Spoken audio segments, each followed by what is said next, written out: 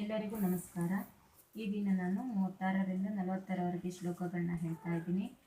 ಅವಾಚ್ಯವಾದಾಂಚ್ಯ ಬಹೂನ್ ವದಿಷ್ಯಂತಿ ತವಾಹಿತಾಃ ನಿಂದಂತಸ್ತವ ಸಾಮರ್ಥ್ಯಂ ತತೋ ದುಃಖತರಂ ನು ಕಿಂ ಹತೋ ವಾ ಪ್ರಾಪ್ಸ್ಯಸಿ ಸ್ವರ್ಗಂ ಜಿತ್ವಾ ವಾ ಭೋಕ್ಷ್ಯಸೆ ಮಹೀಂ ತಸ್ಮಾದುತ್ತಿಷ್ಠ ಕೌಂತೆಯ ಯುದ್ಧಾಯ ಕೃತನಿಶ್ಚಯಃ ಸುಖದುಃಖೇ ಸಮೇ ಕೃತ್ವಾ ಲಾಭಾಲಾಭೌ ಜಯಾಜಯೌ ತತೋ ಯುದ್ಧಾಯ ಯುಜ್ಯಸ್ವ ನೈವಂ ಪಾಪಮವಾಪ್ಸ್ಯಸಿ ಯೇಷಾ ತೇ ವಿಹಿತಾ ಸಾಂಖ್ಯೇ ಬುದ್ಧಿರ್ಯೋಗೇ ತ್ವಿಮಾಂ ಶೃಣು ಬುದ್ಧ್ಯಾ ಯುಕ್ತೋ ಯಯಾ